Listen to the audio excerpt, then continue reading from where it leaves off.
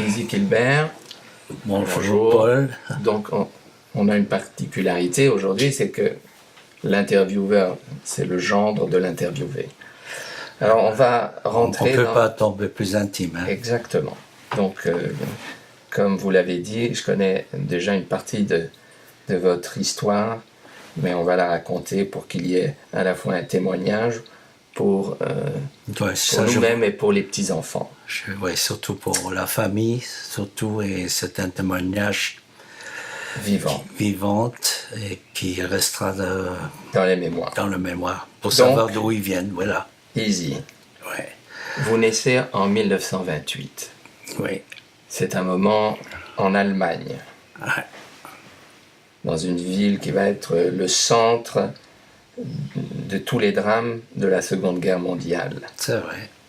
Berlin, 1928, et c'est là que le début de votre existence va se dérouler. J'aimerais bien qu'on retrace un petit peu le contexte familial, d'où vous venez en quelque sorte. Qui est votre père, qui est votre mère? Racontez-nous un petit peu je veux te raconter ça tout simplement.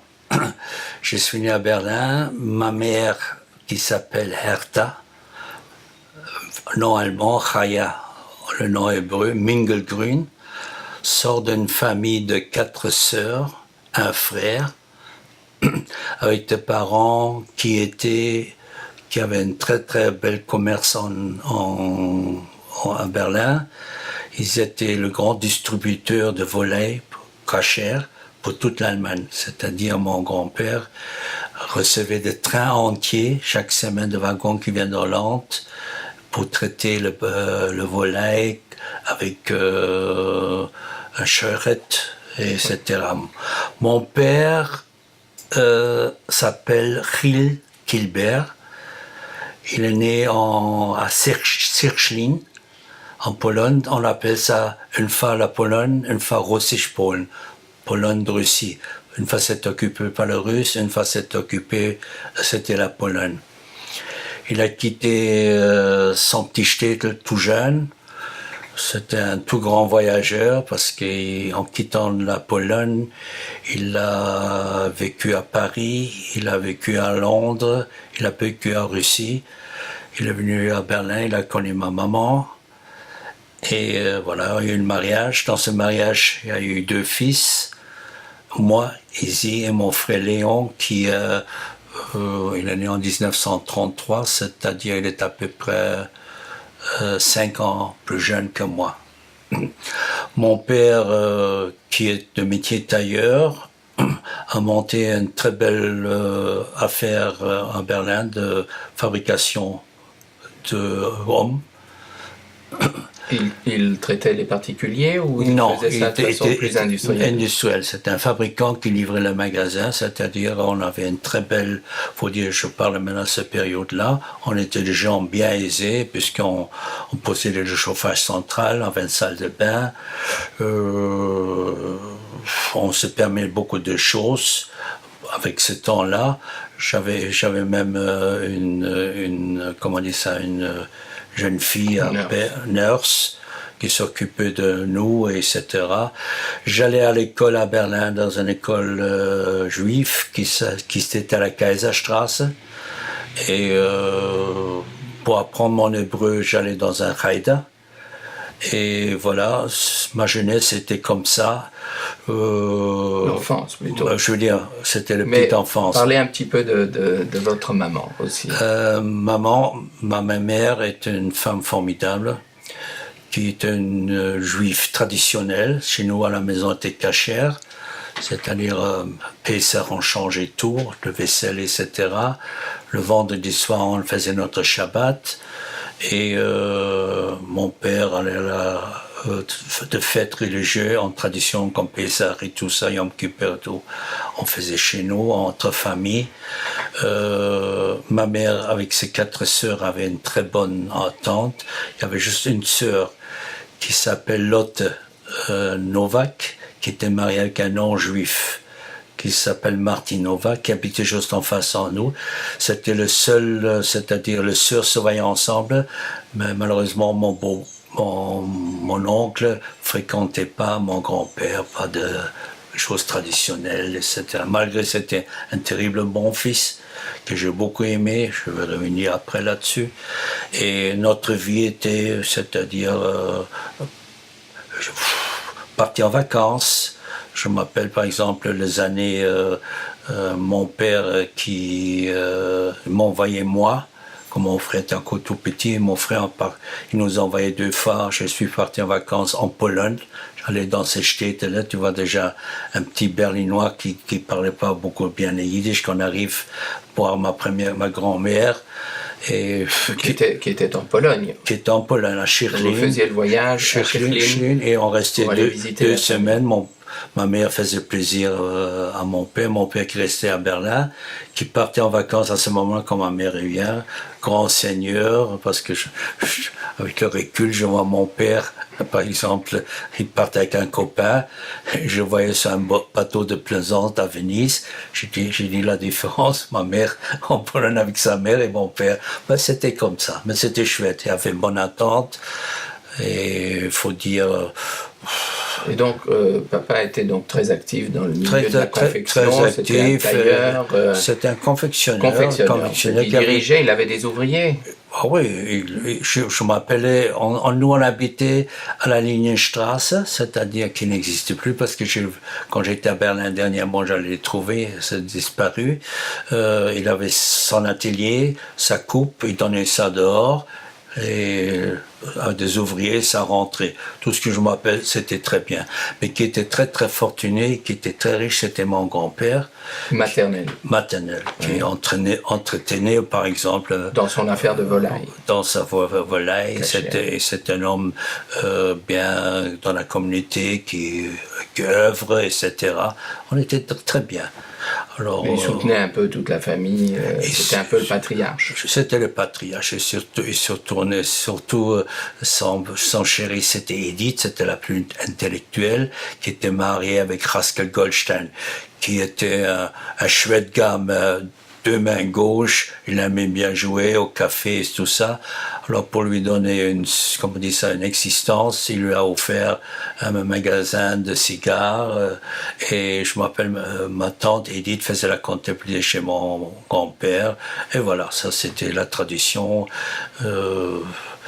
Et on se voyait la famille ensemble, sauf le fils qui était Nathan, que toi tu as connu, je crois, qui a dû quitter l'Allemagne à cause... Qui est votre oncle. Qui est mon oncle, qui a quitté l'Allemagne à cause de son dévouement pour le sionisme et sa haine vers le nazi, a quitté en 1933 l'Allemagne pour rejoindre Il a quitté en 1933. Pour quitter l'Allemagne pour rejoindre le Palestine. Je veux situer un petit peu. Le Mein Kampf est écrit en 1925 et Hitler arrive au pouvoir en 1933. 33, oui. Vous naissez en 1928. 28. Donc toute votre enfance se passe dans la période de la montée du nazisme. Nazisme que j'ai subi à des âges déjà de 4, 5, 6 ans, parce que je vais te raconter une anecdote. Je m'appelle, par exemple, dans 1936, on avait une bonne chez nous, et je me promenais avec la bonne en promenade, et elle rejoindrait son ami, qui est en uniforme, qui est un SS, et ça promenait avec moi à côté, petit juif. Le salut qui se faisait en passant avec des autres, c'était Hitler. Il portait un beau chose militaire avec la ceinture, uniforme, ceinture, le couteau comme ça. Et moi, ça me trottait tellement dans la tête. Quand je rentrais à la maison, je rentrais chez mon père, je disais à Hitler. Mon père, tout à fait saisi de ça. Ouais, je dis, je veux avoir cet uniforme, je veux avoir le couteau comme ça, à Hitler. Et mon père dit, comment je peux me débarrasser? Et parce que c'est une genre de doctrine, vous voyez bien, un enfant, comment on peut réagir. Jusque 6-7 mois après qu'elle se présente chez mon père en disant, écoutez, je peux plus travailler chez vous parce que mon fiancé me défendre de travailler chez un juif. Mon père et ma mère fait ouf. Voilà. C'était une bénédiction d'un côté, mais c'était... Oui, mais c'est déjà le commencement. C'était déjà 35, 36, voilà. ça commençait C'était le commencement de l'application des Et on lois. frôlait déjà un peu le mur, on n'avait plus le droit à aller là, on n'avait plus le droit à aller là.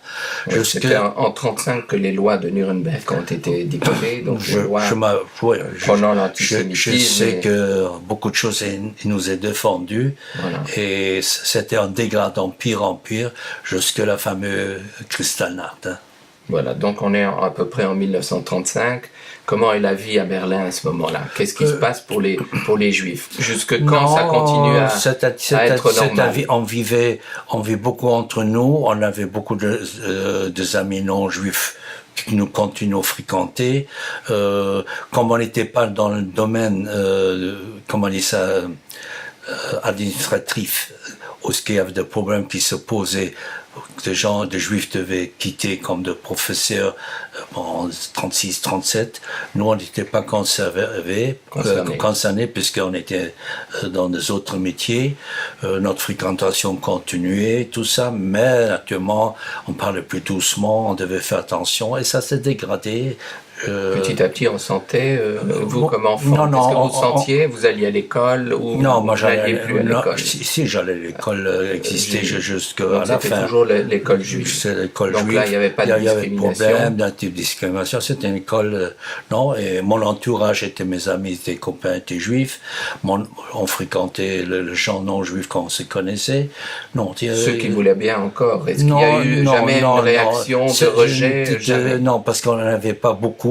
Parce que c'était quand même une grande communauté à Berlin, parce que je ne me rappelle plus combien il y avait à Berlin, si je ne me trompe pas, il y avait peut-être... Je ne connaissais pas exactement le nombre de juifs d'Allemagne, je crois, est-ce qu'on était 600 000 on était 300 000 à Berlin, mais c'était très, très important. Peut-être moins que ça, mais il y avait cette grande communauté, et une communauté qui donnait quelque chose. Hein, je ne peux pas... dire ça, vous savez très bien qu'il y avait l'intellectuel là, il y avait des pays, elle était intégrée, elle était totalement... Ça a vraiment commencé, c'est-à-dire le grand coup a commencé, naturellement, une fois 36-37, le loi était là, vous savez, vous ne pouvez pas vous asseoir. Moi, j'étais un petit gamin comme moi, je ne pouvais pas m'asseoir sur un banc parce qu'il y avait marqué Juden et chiens ne peuvent pas aller là.